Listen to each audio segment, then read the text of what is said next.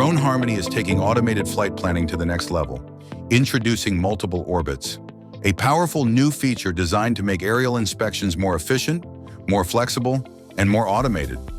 Until now, a single orbit allowed you to capture an object from one predefined flight path. With multiple orbits, you can seamlessly add additional orbits to the same mission, giving you multiple perspectives without creating separate flight plans. The result?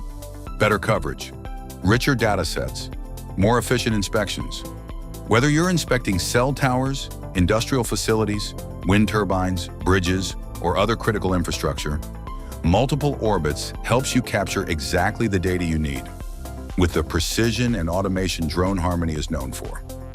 Less mission planning, more data, better results, and this is just the beginning.